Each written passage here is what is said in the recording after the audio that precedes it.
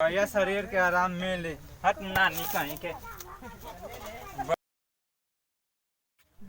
तोहर के पापा कहता हमरा सैया जी के चाचा कहता। बहुत टाइम हो गल अब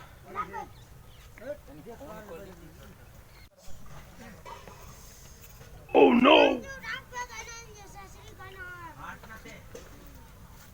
हेलो क्या हाल बा हो?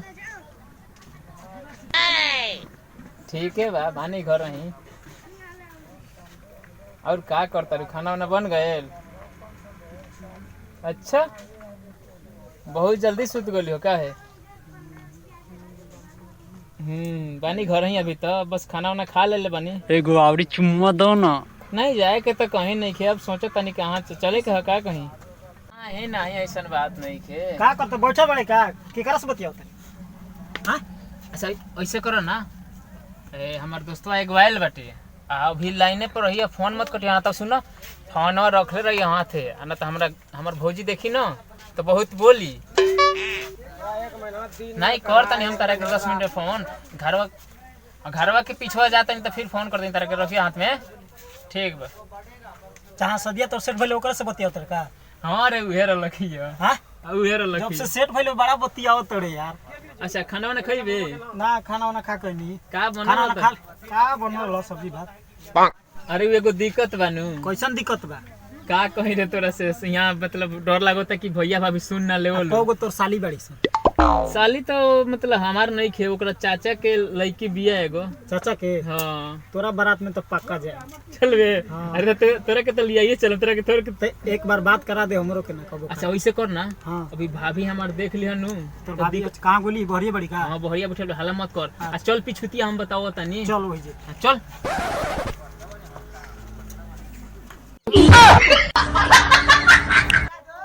रात भर बतियावलस का?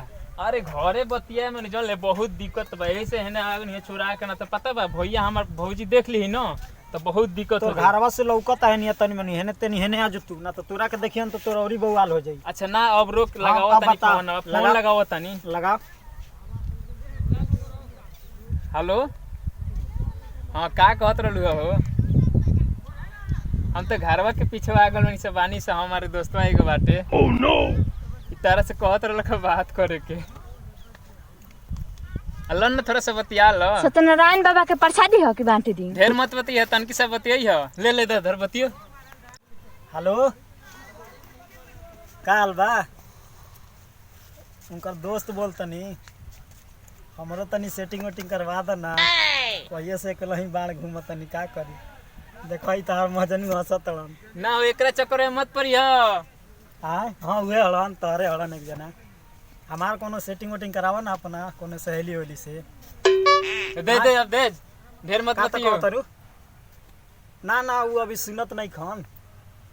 हेलो अब दे हेलो अरे ओकरा चक्कर में मत पड़ियो वो ऐसे ही बतियाते रहेला पता बा नु। लेके बारो तो हम बतावो तनी चल हम तेल लेके आवो।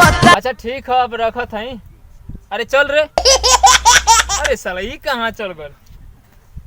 घर ही गल है चल तनी अब हम। कहिया आए देरानी की हम शरीर के आराम मिले सब घर शादी के टाइम बाद 2 महीना अभी कि पता नहीं कि कहाँ चल जाता नहीं लोग वहाँ के हट नानी कहीं के काम कर में कर दी पता नहीं चल जाता नहीं कहना सौतीन से बतिया पता ना हम काम कर थक गल बानी जाता नहीं सूते जाता नहीं बतिया आवे। Oh no. हेलो बोली कहाँ रह गल बानी? कहो भौजी का हाल बा? हाँ देवर जी बोली। भैया रहलन का? हाँ भैया रानी है। तो काहे देख के लुकाओ तो बुझाता यार से बतियाओ तरू का? ना बैठी देवर जी ये बैठी बैठी। अपन छोटका देवर के हाल चल ले तड़ू रात भर कहाँ बतियाओ तरन तार देवर? कहाँ रहा तनी वहाँ के? अब तार देवर तू नहीं जानता हम का जानता नहीं। हम तो अपना घरे सुती ना। अच्छा ए बड़ा पता लागल हमरा को तो दूसरा लड़की से बतियाओ त पता बा केकरा से? केकरा से? जोन सदिया भइल सेट भइल ओकरा से ना दूसरा कोई से। दूसरा कोई से? हां आए थे वहाँ के खबर अरे लेता नहीं हम। ते हमरा घरे का करे गेले तोरा कोने खोजता नहीं हां जात्रा नहीं है नहीं तो भौजी के एजा का तो बैठे काम हम यहाँ। करत रही तो कनी कि तब एजा ले तनी करबी। अरे ते बहुत भौजी के तो खाना उना का बनल बा हो बनायला बने दाल भात भुजिया। ए रोज रोज खाली दाले भात भुजिया बनाओ पूछो तो ना तनिका कहां बतियावे न रतिया में पूछत काहे नहीं दो खाना दो कहाँ गाना नहीं रह रहा। हम तो बाजार पे गए नहीं हम कहाँ जाए बबुआ जी देवर जी कहा था नहीं कि लाइक 2 महीना शादी का दिन होगा वाला है किससे बतियावा था नहीं। कौन कहता नंदलाल बबुआ जी। अरे ते ई काहे कहले रे ना बतियावे का ते देखले हो अभी का होता घरवा में देखी ना है बबुआ जी क्या कैसे बतियावा का था हो नहीं। गइल कैसन को लड़ाई झगड़ा कैले हुए तोरा अरे- शादी का दिन आ गेल बा देखत हो कि तोरा तैयारी खातिर कितना हम मार्केट का क्या होती तोरा कुछ बुझात ह तो का करी भैया देखो तारी सब हमरा के केंगे बतिया का बता हो गइल कौन बात ह पता ना बबुआ जी कहा था नहीं क्या कि का हो गइल जौन तू सदिया सेट कइले बाड़ा ना एखर तू ओ लइकिया से ना बतियावे लाई ई दूसर लइकी से बतियावे। कैसन बात कर देला हमनी के इज्जतिया खराब करी काई पूछ ल ई कैसन बात कहत है अरे मर्द हेकरा चक्कर में पड़ा तारी ई बहुत हमरा घर में के झगड़ा देख लगाओ तो हमर छोट भाई हवे तोरा पे बहुत भरोसा है इज्जत का बात है ऐसन काम मत कर। अरे भैया ऐसन कोनो बात नहीं की देखो सुन बात पहले हमरा घरे के झगड़ा ना लगाओ बतियावे ना अच्छा ये झूठ बोला नहीं तो हाई तोर जोन भाभी भी झूठ बोला ताड़ी हमसे। अरे भैया हमको ही से ना बतियावे नहीं दिमागवा खराब करवे तो मारा बब्बे दिमागवा घूम जाइतो।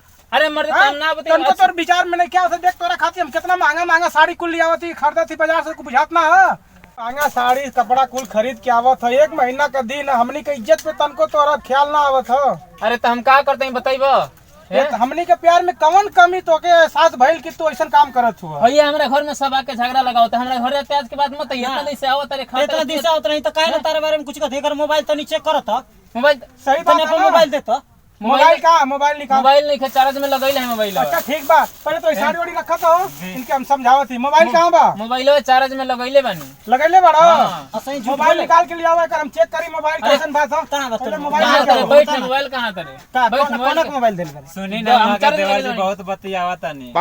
तारे हमरा घर के के खबर लगा था कौनो बात जरूर बा ये दोनों हाँ में जी। कुछ बात जरूर बा तब भी झूठ ना बोलेला ये इतना सही लड़का है एकरा पर पूरा हमार भरोसा रहले ऐसे ज्यादा तोरा पर भरोसा कैले रहनी है लेकिन तू ऐसा काम करबे हमके भरोसा ना रहला सही बानू तो हमनी के घरवा के बिगाड़ दी ई बिगाड़ दे ई झूठ बोला था झूठे बोला ताटे इतने इतना दिन हम से झूठ बोलता है भौजी कभी ना देवर जी हम ना बोली ना कबो हम झूठ 2-4 दिन से देखा था नहीं बबुआ जी बतियावा ना था बतियाओ तो ई बहुत झूठ बोलता मर्दे अभी हम कइले बाड़ा ना ओकरे से बतियावला जब देखबो ना तब ओकरे से बतियावेला ई चलो बात खाली गलत नहीं ओकरा से करना ना ना जोन सदिया कइले बड़ा ओकरा से ना दूसरा कोनो लड़की से बतियावे ए चल खाली बहरिया तो रुपया चल, अभी हम मारा तो दिमागवा खराब हो गेल बा ढेर मर्दे देखो तारे झूठ बोलता टे बहुत ज्यादा झूठ बोलता नु हैं हवा झूठ बोला थी झूठ वो जगह झूठ बोला थी अरे तो जगह से बियाह होता ओकरे से हम बतिया होता ही ना तो शादी से पहले कुल काम हो जाई। अरे हम ना ते साफा ना खामा कटवा के रख देले बने। अरे मोबाइल का रे मोबाइल बड़ भाई के बात मानल कर अरे मोबाइल मर्दे का तो कर। मोबाइल में का लेता रहे रहो तो भैया मारो मत छोड़ मोबाइल में का देले बरोगे नंबर देखो बतिया हम भाई एकरा से वाला बियाह नंबर। करे ओकरा से ना करे है ये वाला नंबर है हां ये वाला लगाओ तारा लगे कि मतलब जबरदस्ती बियाह स्पीकर पे कराओ लगाओ तारा स्पीकर पे लगाओ स्पीकर हैं हैंड फ्री करो जबरदस्ती शादी कराओ तारा हेलो तू ही हमार भाई से ढेर बात करे लू का उसे शादी करे क्या तो के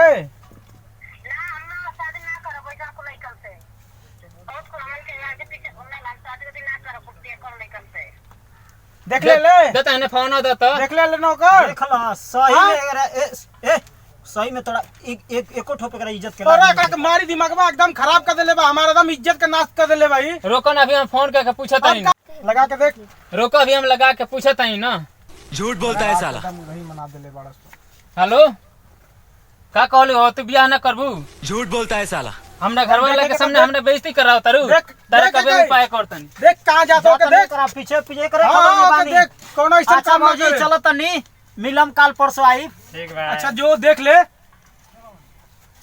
देखा इज्जत ये बा कि अपने में मिल बांट के इनकर शादी कैसे कर देल जा ओकरे बाद अपन हमनी के देख लेल जाई वो का करत है ना करत है उसे हमनी के कोनो परवाह नहीं के ठीक है। हाँ ठीक बा जी। चला फिर तनी खाना वाना निकाला हमरो भूख लागल बा बाजार का के आइल बानी ओकरे बाद शादी के बात होई कुल ठीक है बा खाना निकालेगा। निकाला।